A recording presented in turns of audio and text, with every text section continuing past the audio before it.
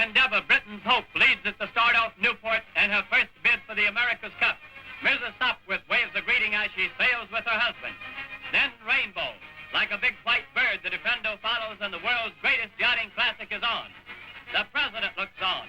Mr. Roosevelt trains his binoculars on the racers.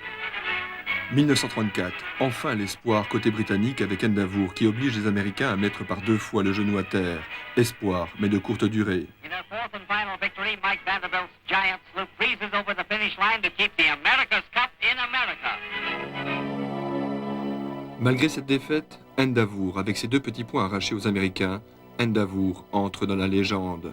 Légende d'une coupe, celle de l'América, celle dont la victoire est symbolisée par cette aiguille d'argent, véritable Graal de la voile. 68 cm de haut, 4198 grammes, le tout en argent massif. Beau et laid, sérieux et ridicule à la fois, il est pourtant l'objet de toutes les convoitises du monde de la mer, et ceci depuis un siècle et demi. Samedi 9 août 1851, régate de Cowes.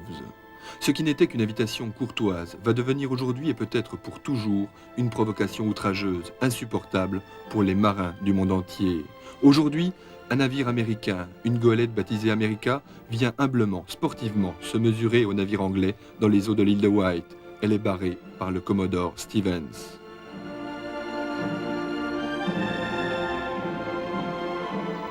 Invitation courtoise, mais défi masqué. Un duel qui va tourner court pour les Britanniques. Successivement, America écrase tous les navires anglais. 15 matchs, 15 victoires. La coupe part pour les États-Unis. Les Américains viennent ici de signer une page de l'histoire.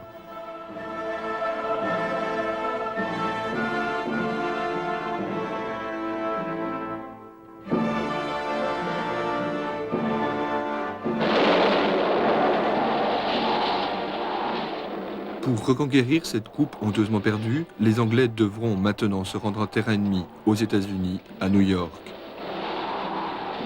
Ils devront désormais traverser l'Atlantique pour lancer leur défi aux heureux possesseurs.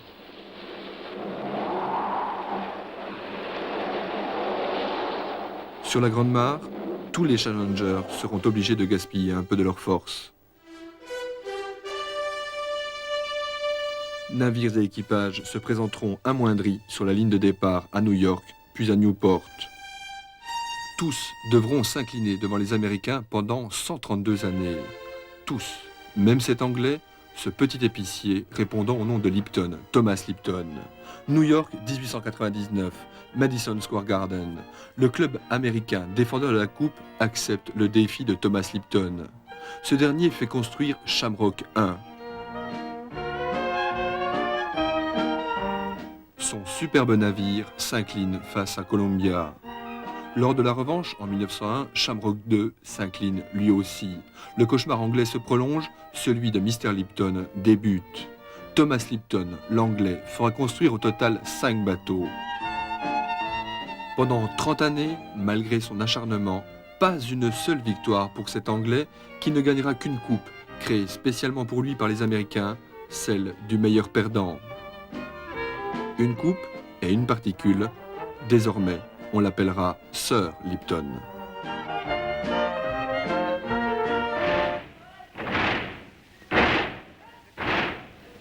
Dans les années 30, c'est la révolution. Le Challenger britannique Sopwith met à l'eau un nouveau type de bateau de course, un classe J, Endeavour. Près de 40 mètres de long, un mât de 45 mètres de haut, 2500 mètres carrés de toile au portant, un accastillage moderne.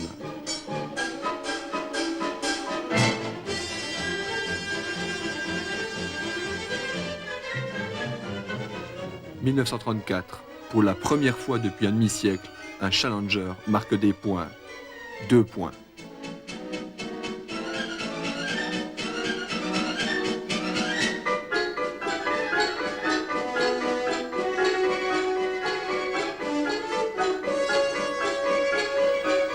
Deux points. Magnifique, mais insuffisant. Le milliardaire américain Vanderbilt mènera son Rainbow à la victoire 4-2. Victoire renouvelée en 1937 avec Ranger, le classe J le plus rapide jamais construit.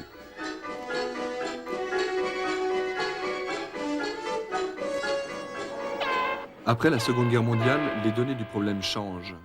Les bateaux des Challenger arrivent aux États-Unis dans des conteneurs. Défendeur et Challenger ont désormais les mêmes chances pour les duels. How long was James like to let it go? 4.5 minutes. I can drive a little. 3.5. 3.5. We gotta get the sails in, though. We'd really kill it. There we are.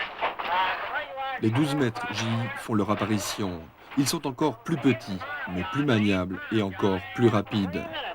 Malgré cela, les Américains résistent toujours. Ils semblent invincibles. 3, 2, 1. Invincible et pourtant, Marcel Bic, le baron Bic, va lui aussi tenter sa chance. En 1970, il relance la compétition en imposant un système de sélection des Challengers. Comme Sir Lipton, le baron Bic s'investit corps et âme dans l'America Cup.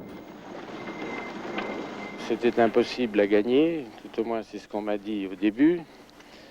Et j'ai pensé au contraire que la France pouvait gagner cette coupe.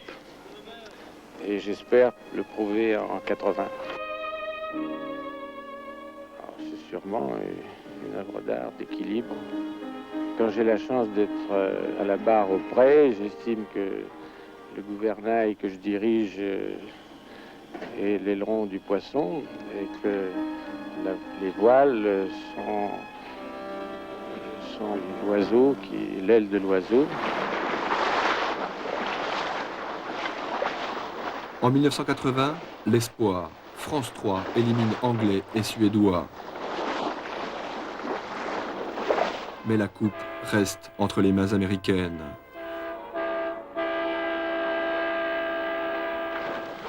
Alan Bond, l'Australien, et une quille dissimulée, celle d'Australia 2. Nous sommes en 1983.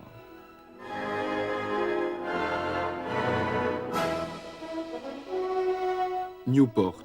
L'Américain Dennis Conner, défendeur, perd 3 rounds à bord du Liberty.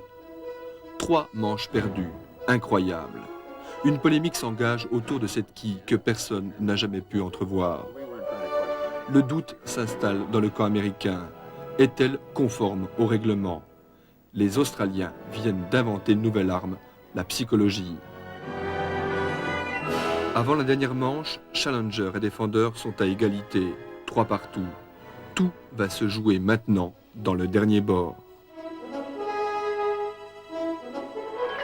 Pendant les 2 tiers de la course, les Américains sont devant. 41 secondes d'avance sur les Australiens à la première bouée, 57 secondes au début du long voyage. L'affaire semble entendue.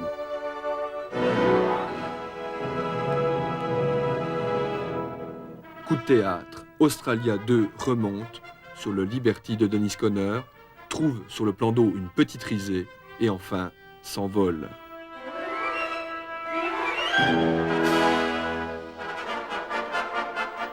Les Australiens vivent des instants magiques.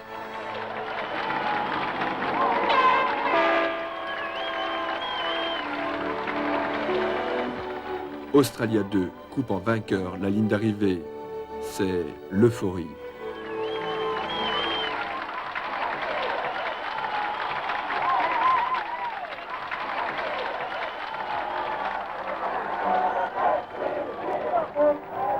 La quille est dévoilée au public. Grâce à sa conception, Australia 2 a pu grappiller quelques secondes, mais surtout, c'est elle qui a miné le moral de l'équipage du Liberty. La coupe passe des mains américaines aux mains australiennes. Un moment fort, historique, parfum, revanche. 132 années de patience récompensées.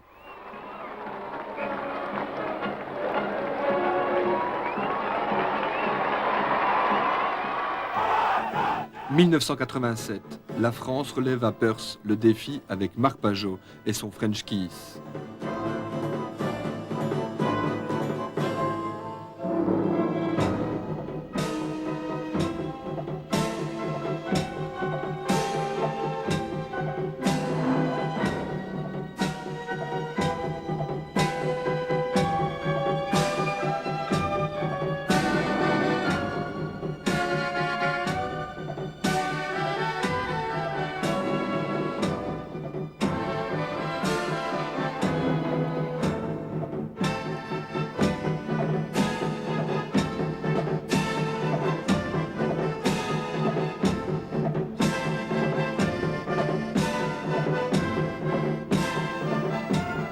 le voilier français est éliminé en demi-finale.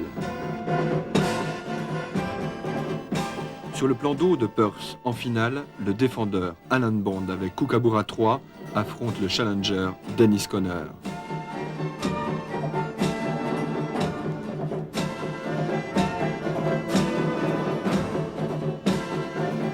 Dennis Conner lave l'affront de 1983.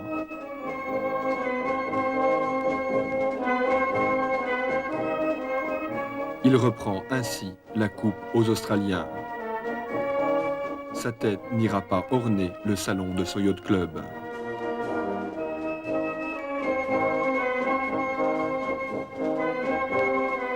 « 1988, pour la première fois dans l'histoire de l'America Cup, deux bateaux de conception totalement différentes s'affrontent. Les Américains ont opté pour un catamaran, les Néo-Zélandais pour un monocoque. Le duel prendra rapidement la forme d'une leçon infligée par Dennis Conner.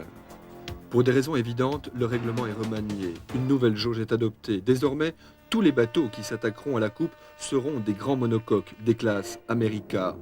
Marc Pajot vient le premier de mettre à l'eau son nouveau bateau, le F1. Dessiné par Philippe Briand, le F1 est un bateau laboratoire, une bête de course, synthèse de la haute technologie française, synthèse aussi de tous les espoirs français.